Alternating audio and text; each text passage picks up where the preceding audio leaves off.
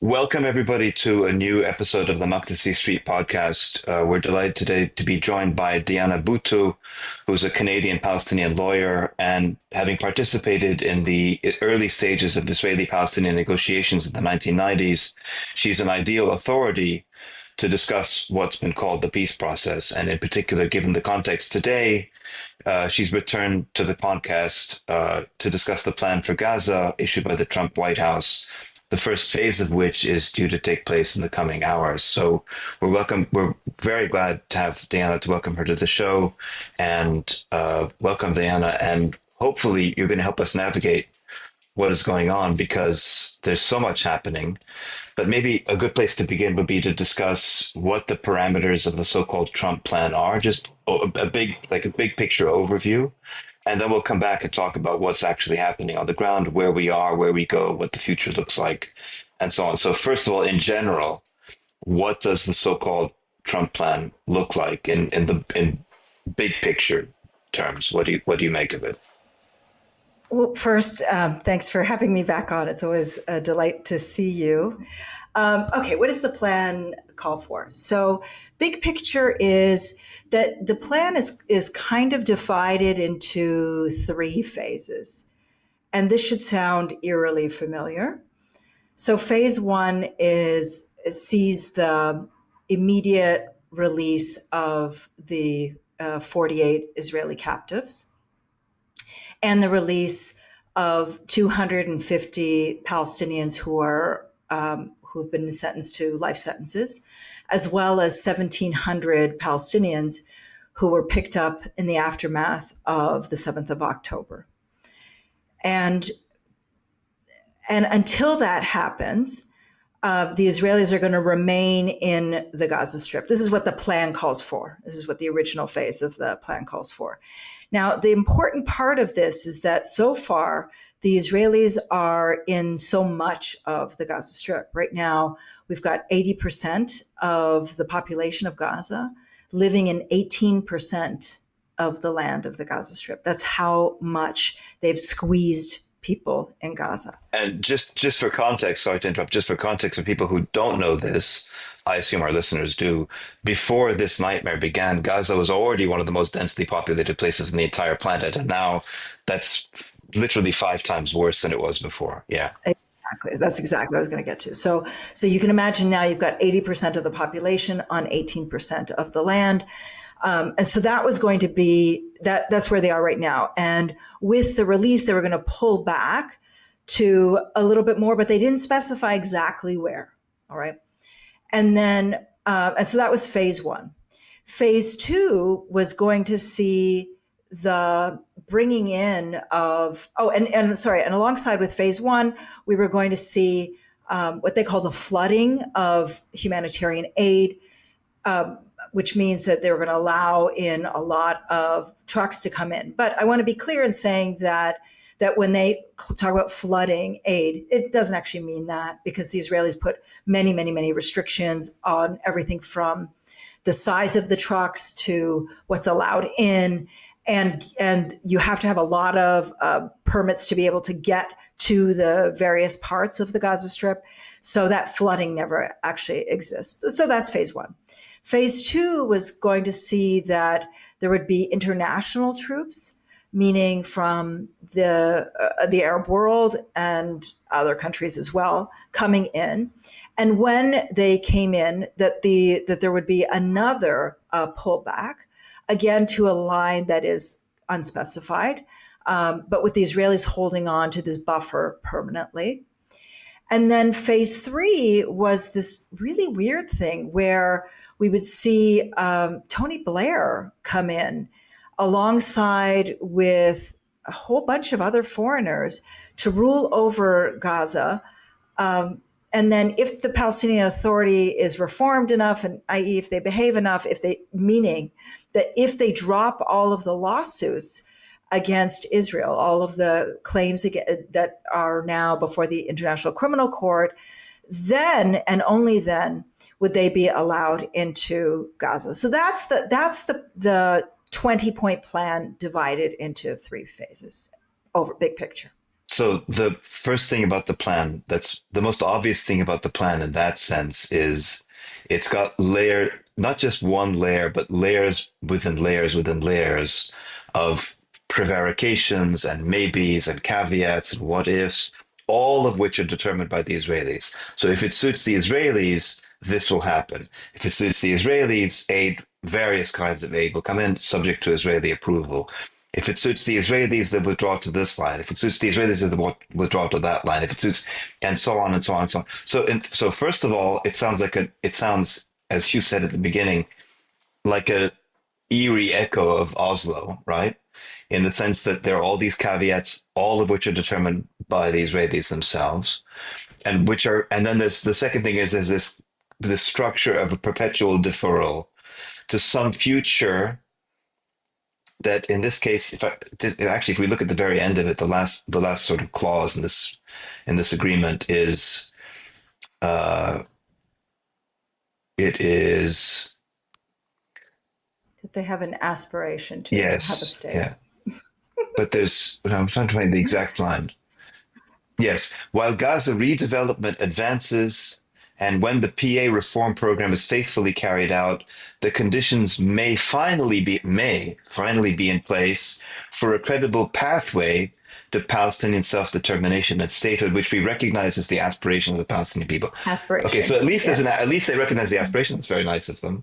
But the point is, Yes, if thank you. if if all of the millions of ifs that line up, if all the holes in the Swiss cheese line up, we don't get a state, we get the path to a state, right? So what do you make of all these caveats, and how seriously are we to take this thing?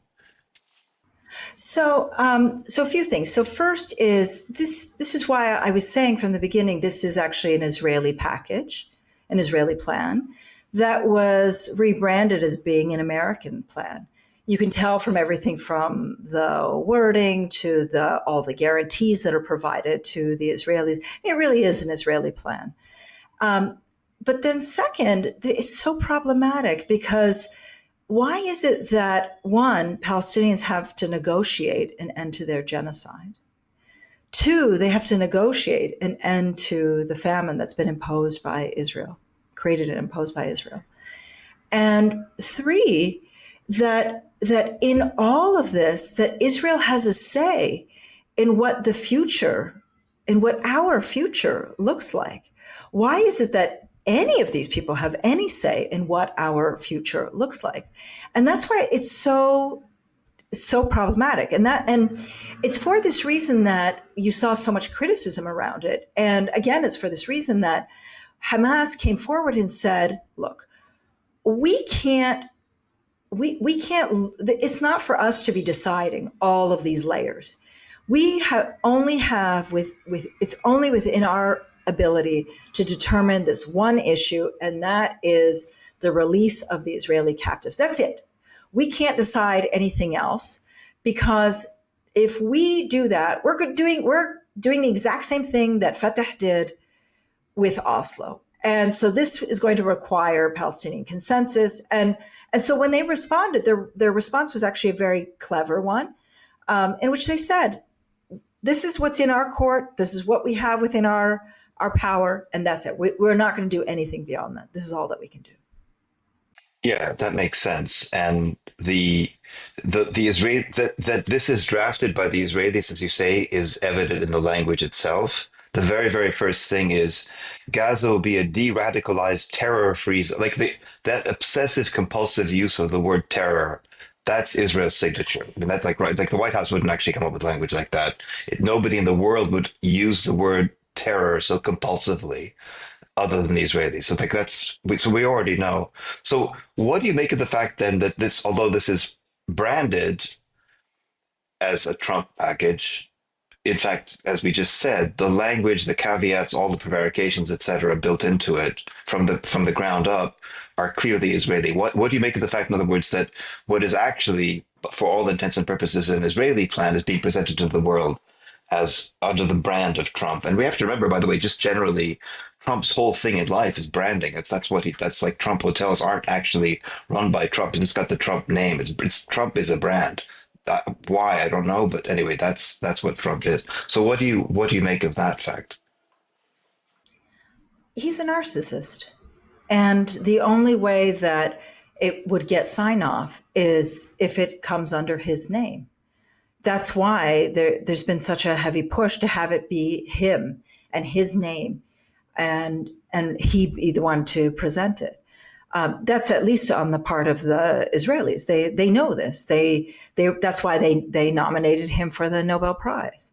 Put it in his name. Let him be the one. Let him be the one who gets all of the credit. And that's in fact why we're seeing what we're seeing right now in Sharm el-Sheikh, where he's the one. It's all about him being the person who's going to, quote unquote, secure this deal because he is the great negotiator. So it's all about his feeding his ego and feeding his narcissism. At the same time, we're dealing with a man who has a wrath. And I do think that people are afraid of his wrath. I do think that there is a fear that if they don't sign off on this plan, that they will face the wrath of somebody like Trump. And so that's why you saw this come together very, very, very quickly, where he was pushing. And remember, the thing that he's been pushing for, by the way, he's not pushing for the full plan. He's pushing for part one. That's it. His attention span is part one. That's it. And part one, so that he can so that he can get the Nobel Prize, and that's it. That's all he's looking for. So, in other words, part one, so that he can then say, having claimed that he stopped 7 wars, nobody knows what the wars are. Now he can say, I stopped 8 wars or 9 wars or whatever. Like, he's going to probably inflate the number. But yeah, exactly. And he created them. Yes. Yeah. Right. Yeah. I mean, he at least helped keep this one going for as long as possible. So, and he bombed Iran. Yes, that's true. Yeah. Yeah. So, in other words, at face value, this looks like a trap, obviously, just like Oslo looked like a trap. So then is there anything to be salvaged? Like, are there silver linings or anything to be salvaged from it? Is there, why do you think Hamas agreed to it other than, as you said, the fear of the wrath of Trump? Although it's not clear what more anybody could do to Gaza than what the Israelis have done for the past 2 years. I mean, full-blown, it doesn't get worse than full-blown genocide, basically. So what more was there to be done to these people that wasn't already done? In other words, I don't know what the threat was in that sense. But do you think that is it just a trap, or is it more complicated than that?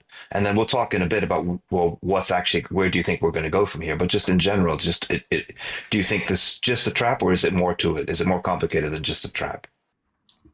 I think it's a little bit more complicated. Look, I have many, many, many friends in Gaza, and they just want it over. They just want the bombs to stop. They're hungry, they're tired, and all of them just kept saying, "We just want this over. They're done." And when you ask the Arab states who have been supporting this, why they're supporting this, because you can explain forever just how many traps there are. Their position is, it's wonderful that you keep talking about all the obligations under the genocide convention. It's wonderful that you keep mentioning all this stuff, but nobody's doing anything. And you know what? They're right. The only people who've been doing things are us as humans. States are not doing anything. Nobody has definitively cut arms to Israel. Nobody has definitively cut trade ties with Israel. Nobody has definitively pushed for Israel to be ousted from the UN or from any of these international bodies. It's taken 2 years of genocide where we've watched it. We've watched our babies being shredded, and nobody has done anything. And so these people in Gaza and these states are saying, we just want this over, and then we're going to keep pushing. Now, of course, the fear is that once you push it back to the bilateral, which is exactly what Israel wants, then the world turns a blind eye and starts having this fantasy about the two-state solution, which I wrote a piece just recently about it, called it the magic pill. They start having this fantasy again about the two-state solution. They turn a blind eye, and then it's like, oh, we just, you just have to accept Israel's quote unquote security concerns. You just have to accept the Israel's quote unquote measures. And that's of course the fear. That's of course the fear. But for now, people just wanted the genocide to end. My fear, of course, is that this is just a repackaging of the genocide. It's going to be genocide repackaged. It's occupation repackaged. And this isn't a pathway to liberation, for Israel at least. It's a pathway to continued control. That said, I think there's another aspect to this, which we have to look at. The Israelis wanted to ethnically cleanse Gaza. Look at the polls. I live here. 82% were saying that they want to see Gaza completely ethnically cleansed. Israel didn't manage to do that. They didn't manage to do that. And people are happy now in Gaza. Like this morning, I woke up and kids were cheering and old people were cheering. Everybody was cheering in the streets because they're survivors. They've survived genocide. And that means something. There's a weight to that. There's a great deal of weight to it. Okay, so there's at least three things we need to talk about. One is that if nothing else, stopping the bombing, although actually they killed somebody I saw in Khan Yunis. Again, it's not like they didn't really stop the bombing. But at least, let's say, a general calming down or reduction in bombing. That in and of itself, at least for the time being, that's just a good thing because people can breathe. Hopefully they can get something to eat. Maybe aid will come in. And those are all obviously in the short term good things. They're not solutions, but they're at least they're palliatives. At least there's something. At least it's something for people there to hang on to on the ground. So that's one thing. So we have to recognize that, of course. And they're exhausted, as you said. People are exhausted. They're starving. They're broken. They have nothing left. Their whole world has been destroyed around them. So at least we have to recognize that. The second thing is the fact that this is a continuation of control.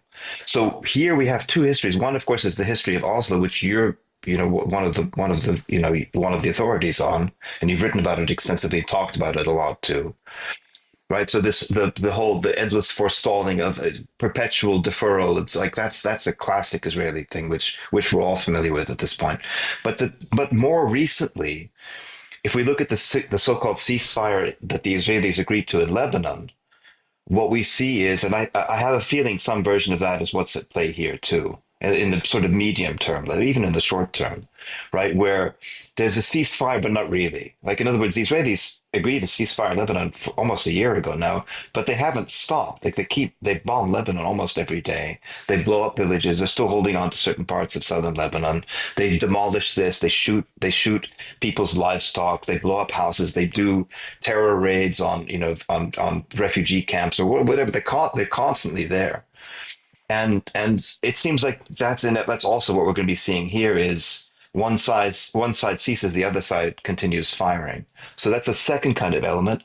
The third element, and we'll talk about each of these things in turn. The third element is that for example, all of those European states just recently recognized something called the State of Palestine. What that is obviously up for grabs. But, at least they did that. And UEFA and FIFA were on the verge of maybe finally talking about suspending or expelling Israel for those world sporting competitions, which should have happened 75 years ago, but whatever. At least they were about to do it. And now it seems like, finally, now we have a peace. We're back to Oslo. Happy days again. There's a two-state solution. This is the magic pill you're talking about. So let's break those things down and talk about each for a little bit. First of all, a summary of the situation on the ground in Gaza, because you're familiar with that too. You know people there. You know what's going on. Like, what does Gaza look like right now? If in fact really the bombing actually stops, which is unlikely, but what's left? What is Gaza right now? Okay, so the ceasefire technically went into effect at noon today. It's now almost 6:00 my time here.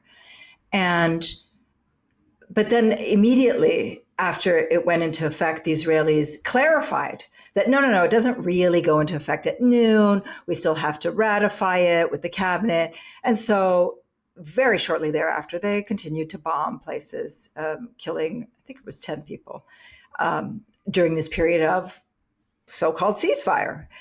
And so it's now almost 6:00. The Israeli cabinet began meeting just under an hour ago.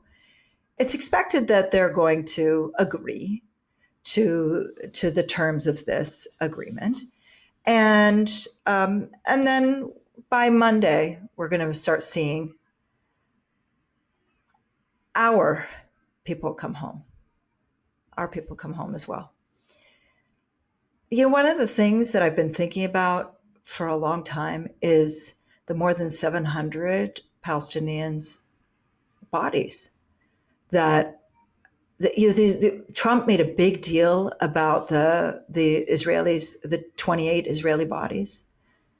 There's more than 760 Palestinian bodies, Palestinians who have not been able to bury their loved ones. And there's nothing in the agreement about that. So 1,700 plus 250 will be coming home. 250, we don't know if they'll actually come home or whether they're going to be exiled, because there is a lot of talk about exiling them, meaning that they might go to Egypt, to another country. We're not entirely sure. But what's happening on the ground? What does Gaza look like? A lot of Gaza City has been flattened. This was the largest Palestinian city. It was beautiful. It had some of the oldest churches. It had some of the oldest mosques. I don't know if they're still, I don't know what parts of them are still standing, if at all. There were, I think, 2 or maybe even 3 old British cemeteries. I don't know if the Israelis even bombed those. There were beautiful parks. Just these lovely, lovely spaces. Cultural centers, libraries, universities, all gone. All of them gone. Every last one of them. And so a lot of it's been reduced to rubble.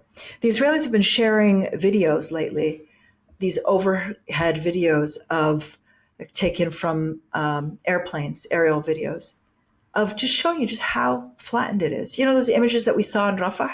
That's what the north looks like now. In the north, there's not even one house standing. There's not even one house. And there are Israelis who go to this little hilltop to go look out. They have these binoculars that you can look out, and you can put your little 5 shekels in and look out and see just how flattened Gaza is. That's what it looks like now. Yeah, they have created an absolute wasteland. We talk often about wastelands poetically and otherwise, but this is the ultimate wasteland in a way. So what people will go back to, what will happen, who will rebuild, how, where, even the rubble itself. And it's toxic. It's toxic. Yeah. Just imagine all of the stuff that they've dropped on it. Imagine all of the construction equipment and just how toxic that is.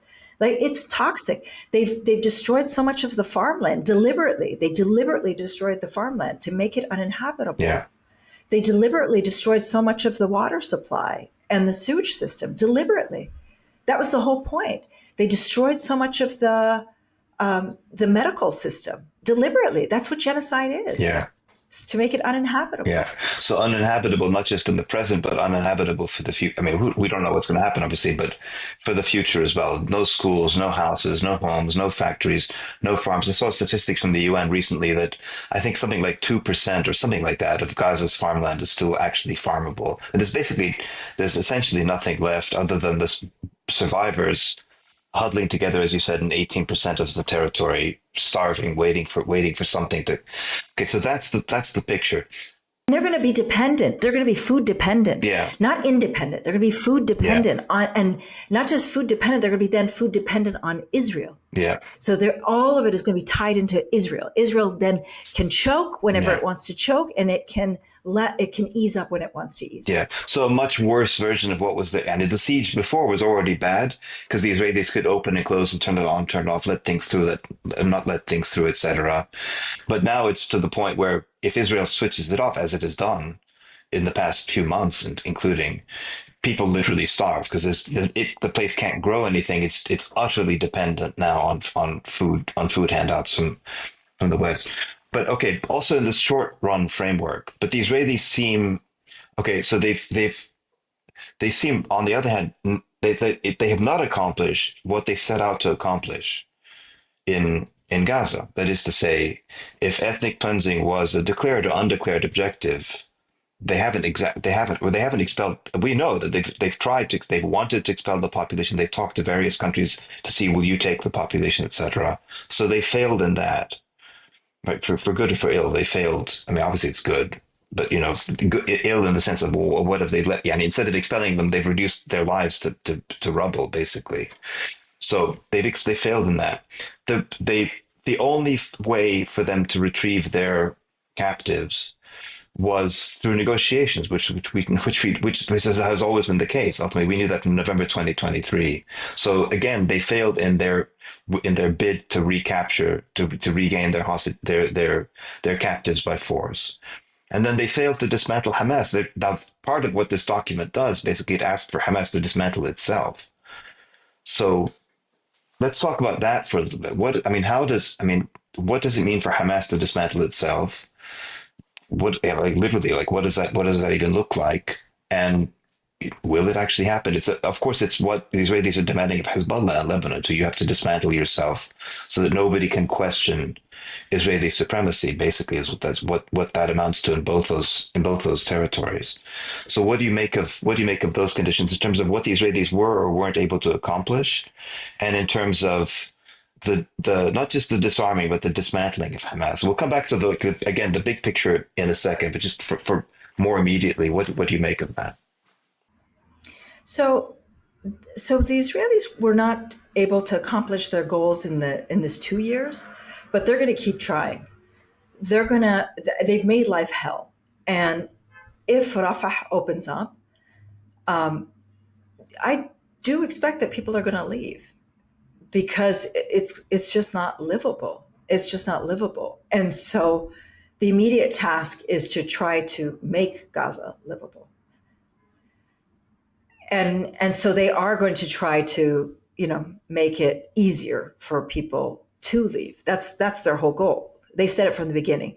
Gaza will be smaller in size and thinner in population, and that was the stated goal from November of 2023. And so I'm worried about that.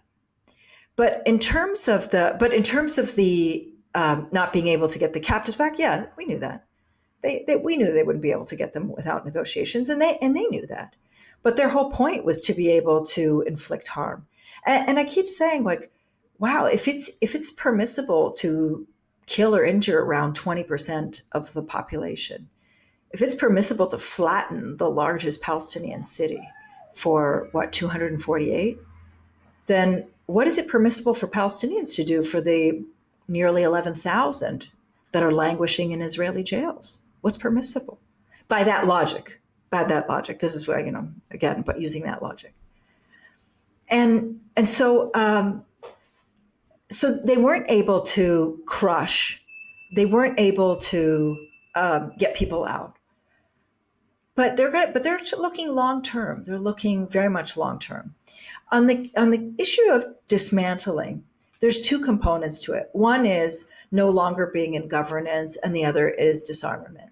On the no longer being in governance, Hamas long ago said, we don't want to be in government any longer. Like we're out. And that's why they came up with that letter where they said it's not for us to choose. This requires Palestinian consensus. But then on the issue of disarmament, that's where there's been a lot of back and forth. The Israelis keep saying that they are insisting on it. But as of yesterday, I saw that the temperature came a little bit down when it came to what the Israelis were saying. I saw the temperature came down. It might come back up again, but the temperature came down.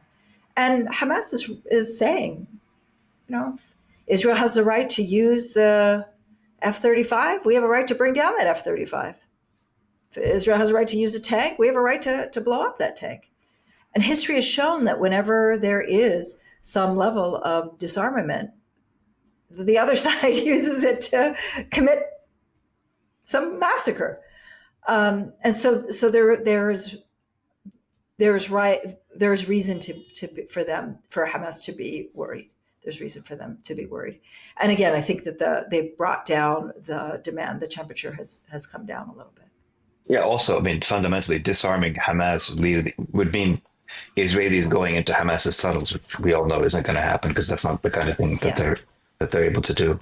Yeah. Um, But Senator, this is a problem for Israel now. Like even when the Israelis pull out, when they pull out this Monday, well, if they pull out, not there's pull out, just to qualify that, Diana.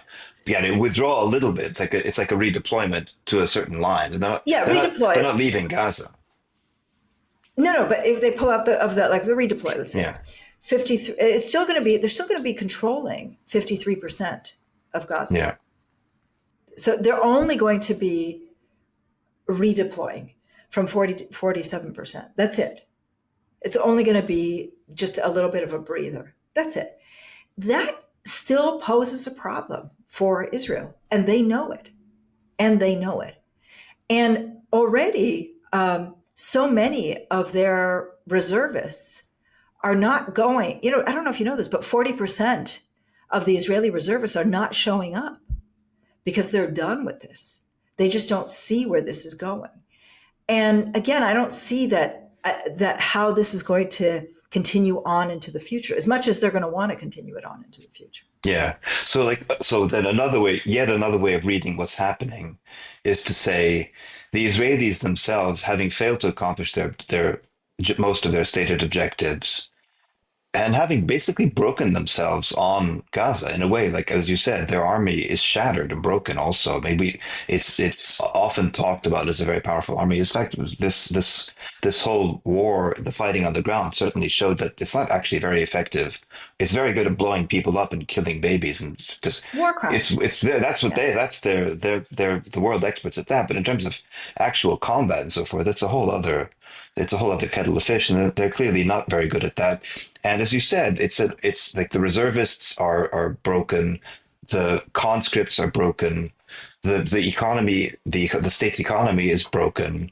Its reputation around the world is completely gone, and we know that also, which is something I think is very, very important, because the Israeli state has depended on the largesse and support, including popular support, of especially Western and above all American publics, European publics too, from 1948, in fact, even before 1948 onwards, and that's all gone now. They're trying to reimpose it basically by force, but I don't think that's going to work very well for them, because you can't force people to like you. You can, cajole them, as they've been very good at for all those years. Mechanisms of denial that I've written a lot about. Yeah, that works, but all those things are gone now. So they're not in that sense. They're not. One way to read what's happening now is to say then maybe they weren't able to accomplish all these things. They're basically done too. So they're going to try. This is continuing, as you said a few minutes ago. This is continuing the same project more slowly through different means. Now it's more like it's going to go back to some version, a worse version of, in a way, of the drip, drip, drip of the West Bank, rather than large scale, killing 100 people, 200 people a day, or whatever it's been, and demolishing whole acres, etc. At a time, it's going to be house by house, person by person, family, like what they do in the West Bank, basically. So it's just slowing down the scale in a way. Okay, I want to come back to one of the thing that you touched on earlier, which is there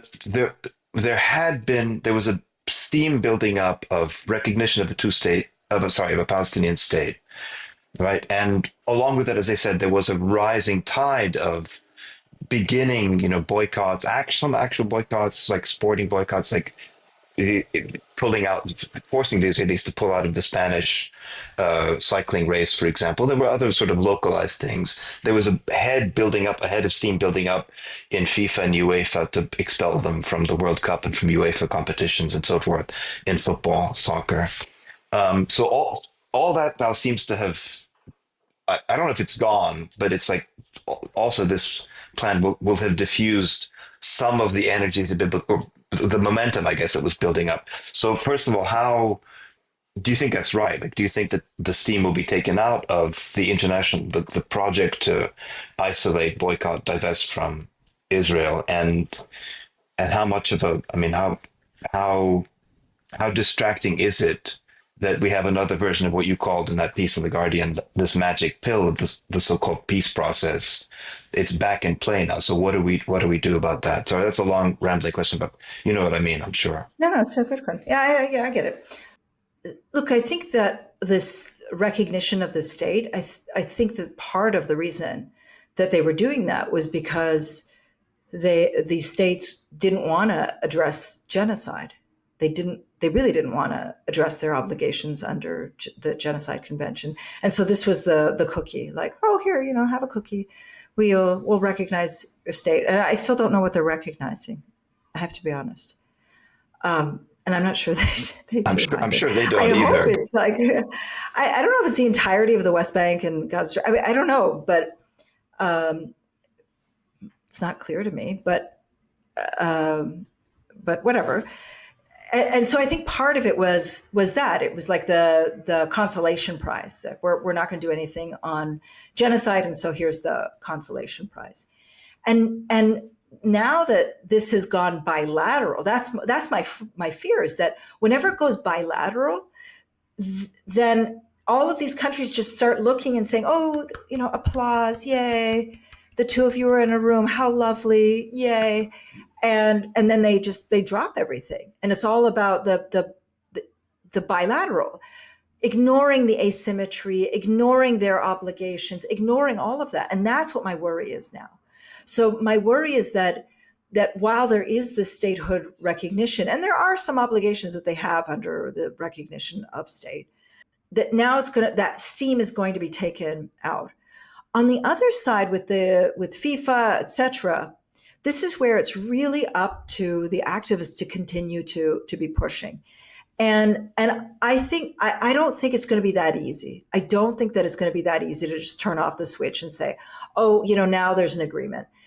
Yes, there is an agreement, but I don't, or whatever, or ceasefire. But I don't think that it's going to be that easy to push back the tide of the BDS movement. I really don't think it's going to be that easy.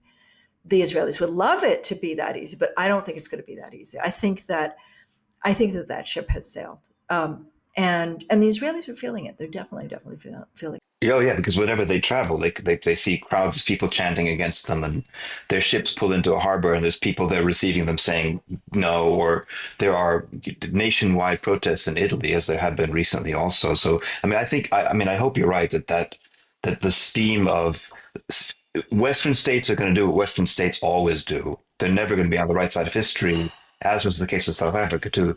They'll change when it's like basically all over. As again, South Africa is the clearest precedent here. Western peoples and everybody else around the world too. We hope will continue to engage in boycotts, divestments, sanctions, because that is in the long run. That's the only thing that's really going to make a difference in this situation. But what was I going to say about the thing with the recognition? I mean, it's the difference in a way. The difference is so the various countries have recognized this thing called a Palestinian state, and as we don't even know what is the territory of that state. What sovereignty does the state have? All these things are still very much up for grabs. So in a way, as you were saying a few minutes ago, we're back to the sort of quasi bilateral, not really, but allegedly bilateral. But in fact, there's a difference here between Oslo and this agreement, right? Which is this imposition of this neo or post neo, I don't know what the right term is, colonial structure, where we have the Gaza Governing Board, Chairman and Chief Executive Donald J. Trump, and then Tony Blair and other people too. So it's not. So in other words, actually, there's a reimposition of a kind of colonial structure that Oslo, for all of its many, many, many, many faults, didn't have that. Right? There wasn't like a colonial governor superintending the so-called peace process in the West Bank, for example, right? So what do you make of this structure with Blair and Trump? And then also, frighteningly, in the language of the document, there's this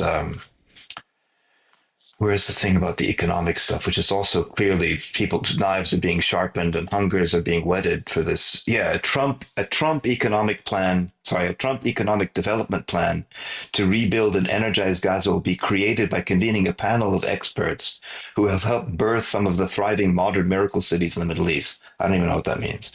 Many thoughtful investment proposals and exciting development ideas have been crafted by which we mean maybe the Trump Riviera, I don't know, by well-meaning international groups and would be considered to synthesize the security and governance frameworks to attract and facilitate these investments that will create jobs, opportunity, and hope for future Gaza. So, what do you make of these two things? This colonial apparatus that's now added to what was there in Oslo, and in particular Blair, like the resurrection of Tony Blair, and obviously Trump having a role, I suppose, into the future, insofar as this thing is going to last into the future.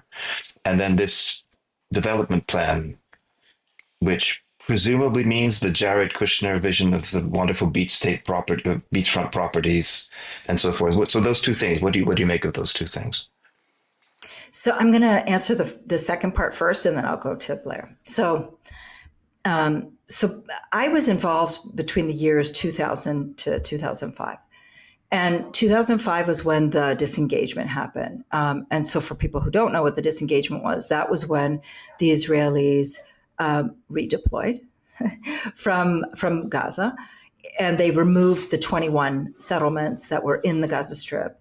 The 21 settlements took up about 20% of the land of the Gaza Strip, and there were about 7,000 settlers living there. These 7,000 settlers consumed a ton of water because of the farms that they had built on the Gaza Strip. It was cruel.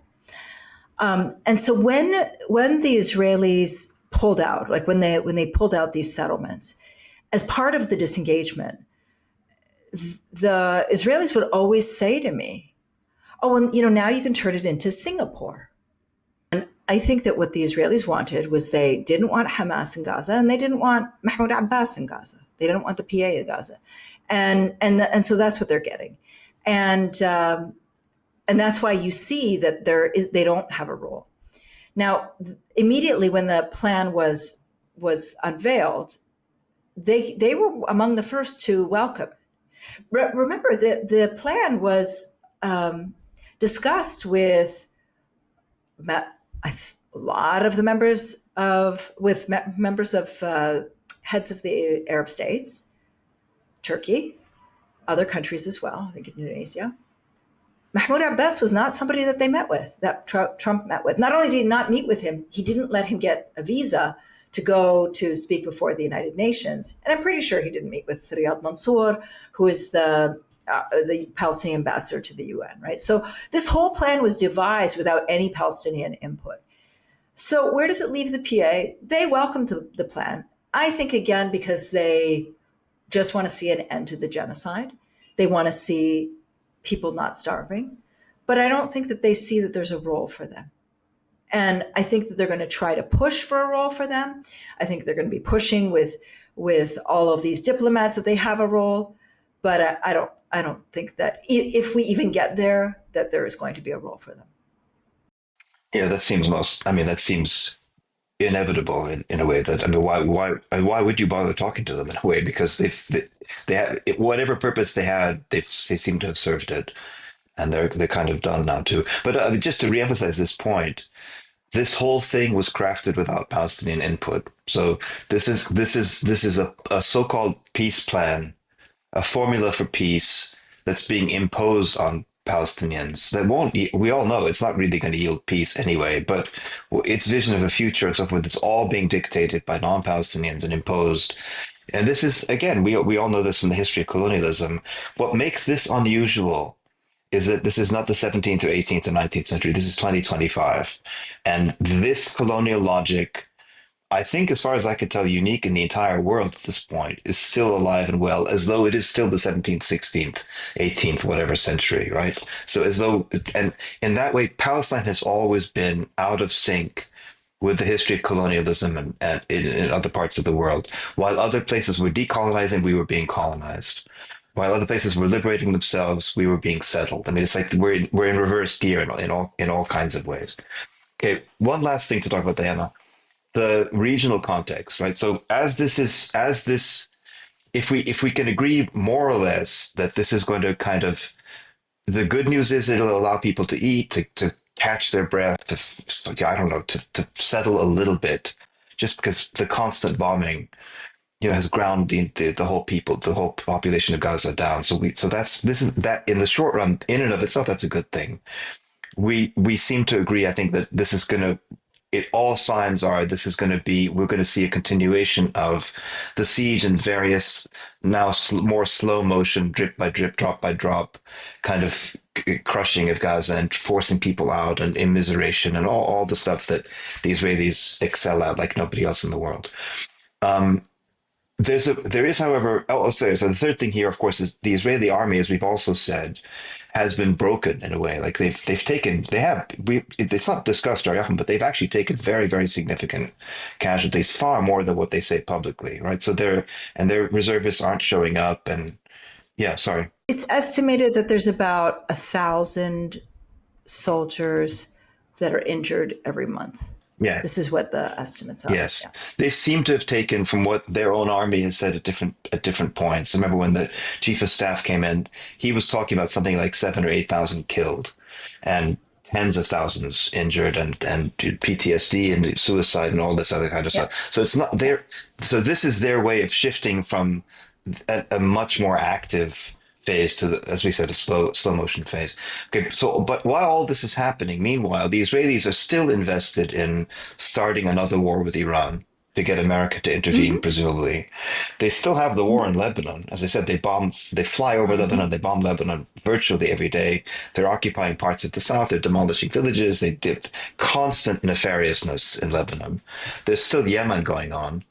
So how do Mm-hmm. you see, in a way, I don't know, like how do you relate what's happening in Gaza to what's happening on those other areas too? Is this a way for the Israelis to shift attention more actively to a renewal of the war? Not a renewal because it hasn't stopped, but a re-energizing of their war in Lebanon, a new war in Iran? Like, what do you think? How do you put this in regional context? I guess that's the question. Look, regionally, Israel's going to continue to bomb every country that it can. It's bombed Lebanon, Syria, Yemen, Iran, Tunisia, Qatar. I'm pretty sure I'm missing someone. Iraq. I'm missing a thing. Yeah. No, but in this past, Yeah, in the past. Yeah. yeah, Yeah. just in the past two Yeah. years, right?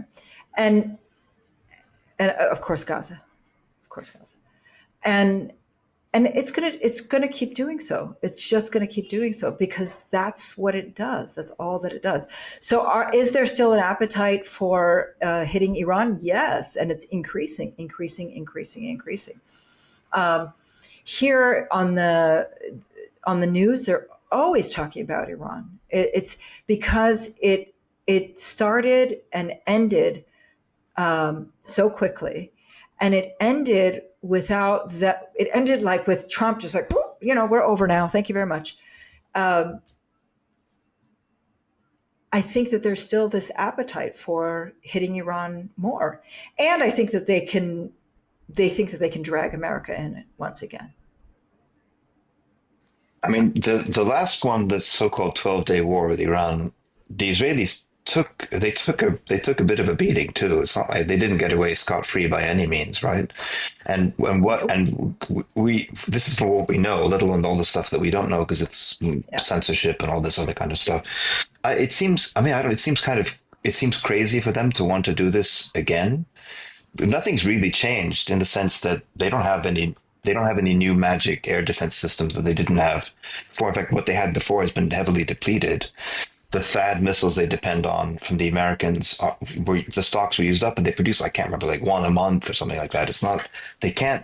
So I don't know what they think they're getting themselves into, other than if they can somehow get America to do their dirty work for That's the them, whole which I point. suppose maybe They want that's what America. they're that's what they're working on. That's the whole point, is get America to do it for them. But on the issue of Lebanon, they're going to keep going because for them, they think that they want to create a buffer zone. So they want to keep it so that they disincentivize people from coming to the south. If you know that the Israelis are there, then you're not going to come down to the south.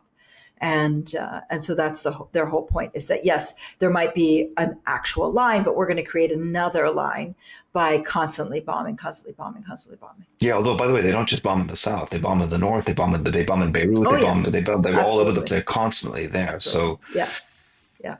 let's close with this. I want to close with it. It's not a very pleasant image, but it's an image that maybe it's worth thinking about in terms of the future. Netanyahu gave a Mm-hmm. speech maybe I don't know, a few weeks ago now, where he said Israel is the new Sparta, Oh God. right? Which is, of course, it's nauseating, that this idea.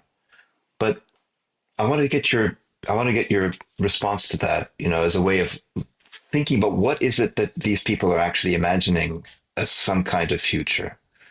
What did you make of the Israel is this new, like they have I don't know, you know them actually better than I do, obviously, but they seem to have this sense of themselves as being superhuman, that they can bomb anybody at any time, they can do whatever. But of course they're utterly dependent on the West, and especially on the US. Sparta wasn't dependent. The whole point about Sparta was that it was independent. But the other whole point about Sparta is that it lost. So what do you make of Israel as new Sparta? What did you make of that as a vision for whatever?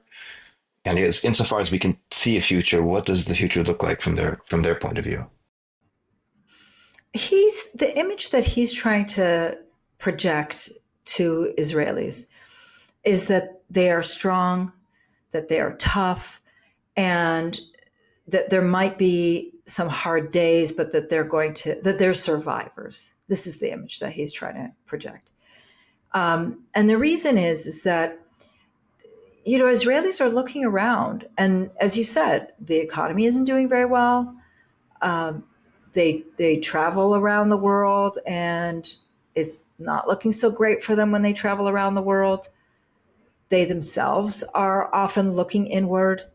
It's the protests are increasing all the time. And remember, these are not protests because they love us. It's protests because they just don't want the war to continue. And so internally, there's this feeling that, like, this is terrible. This is terrible. Where are we going? And so what he's trying to show is that we are tough, we are strong, and that's why. Look what we did in Lebanon. We changed Lebanon. Look what we did in Syria. We changed Syria. Like we got rid of Hezbollah. We got rid of Assad. We got rid in Iran. We're almost there. We got rid of Hamas. So for him, it's all about we got rid of what we got rid of, and that this is going to be a better place overall. It's such short-term thinking, but that's who Netanyahu is, right? He's such a short-term thinker. Because for him, it's all about war.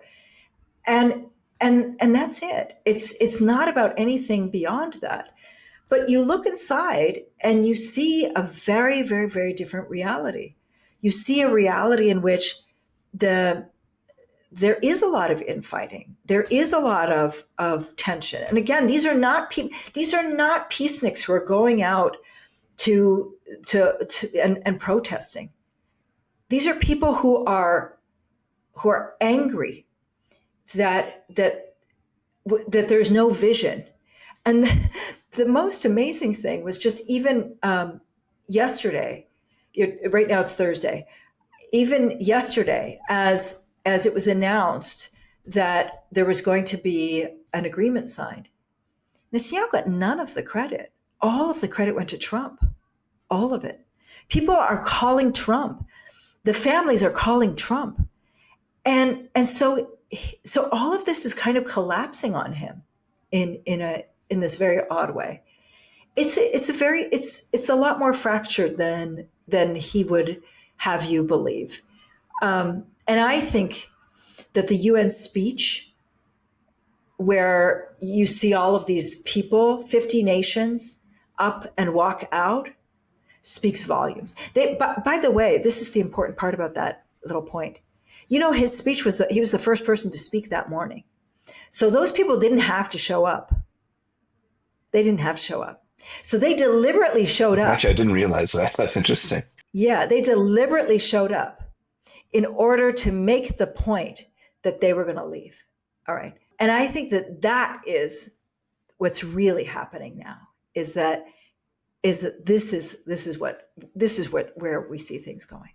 Yeah, and then finally, Israeli society itself. And you said this earlier in this conversation.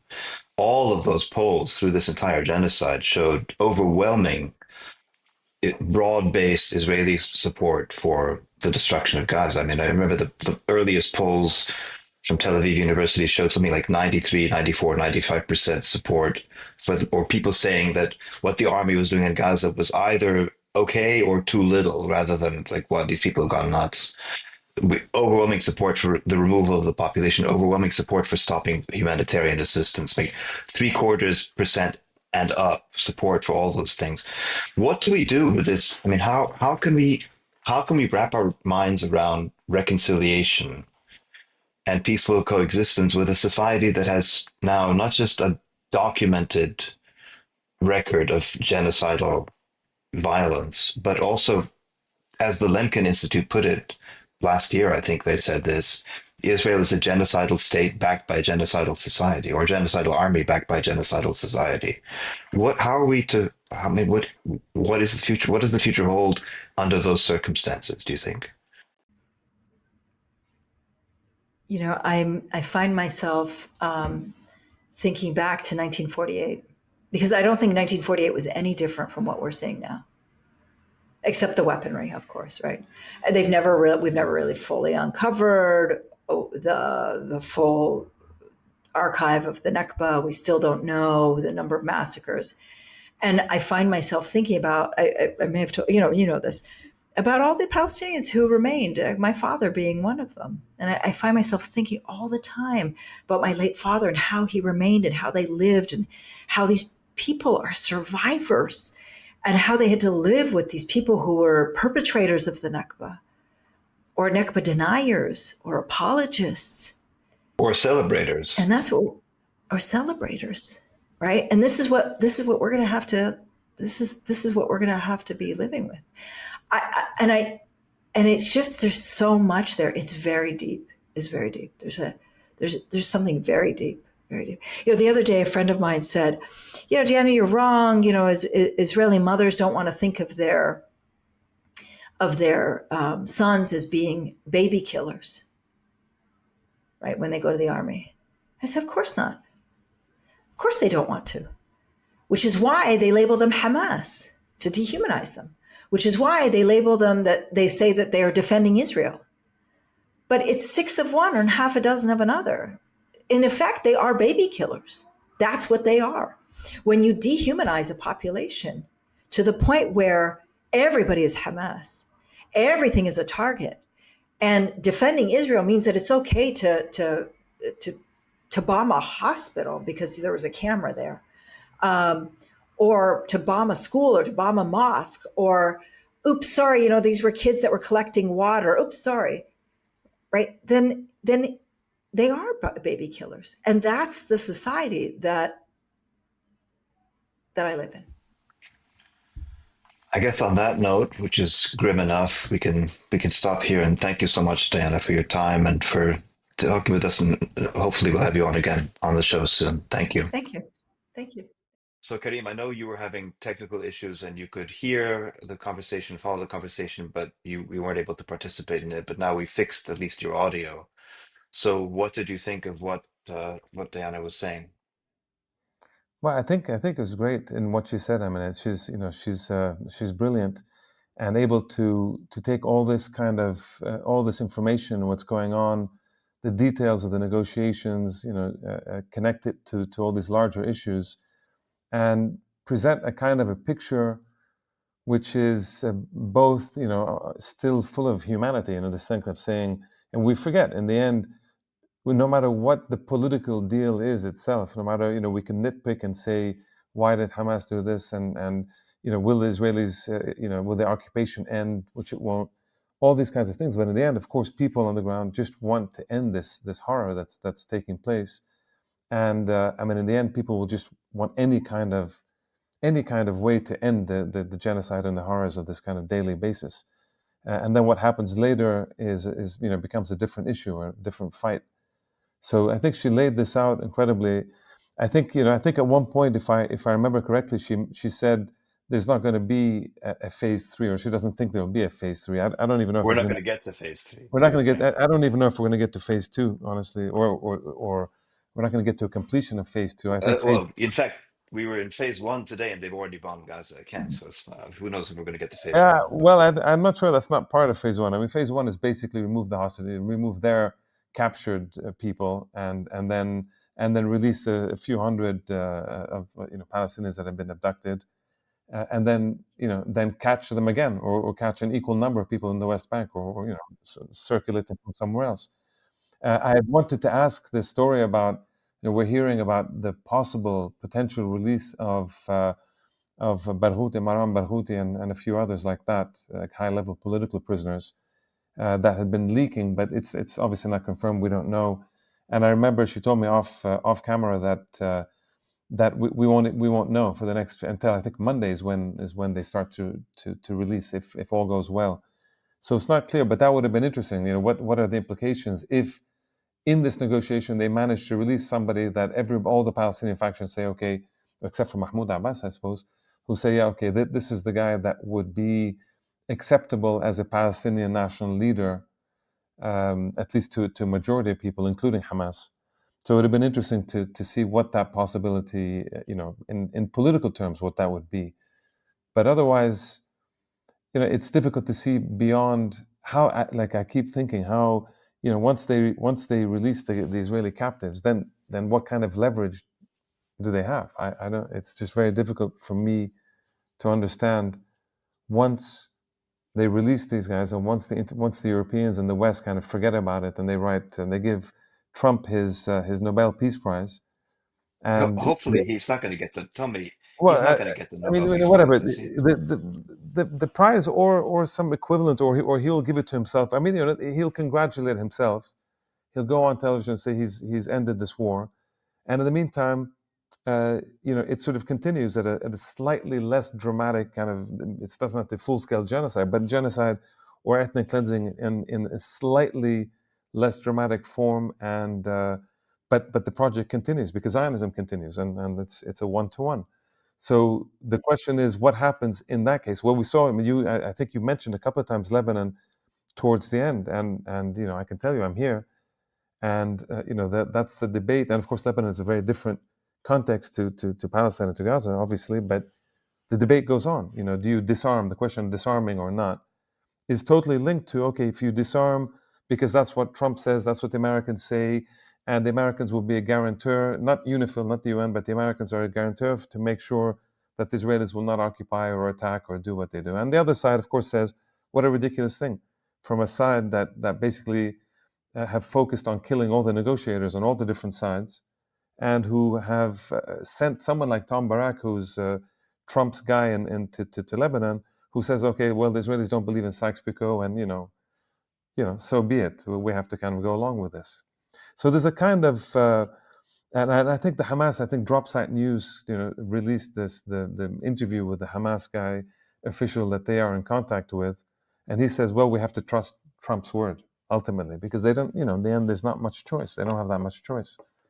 So there's so much uncertainty, but at least for 1 minute, we can be happy for all these people, all these civilians in Gaza who assuming it goes through, will be able to breathe for just one day, 2 days, 1 week, and just bring their lives back and start to mourn their dead, if nothing else, and start to get these people under the rubble, under the ground, and start to get some food and start to get some medical aid, assuming all this stuff happens. So at least one good thing that we really at least need to highlight and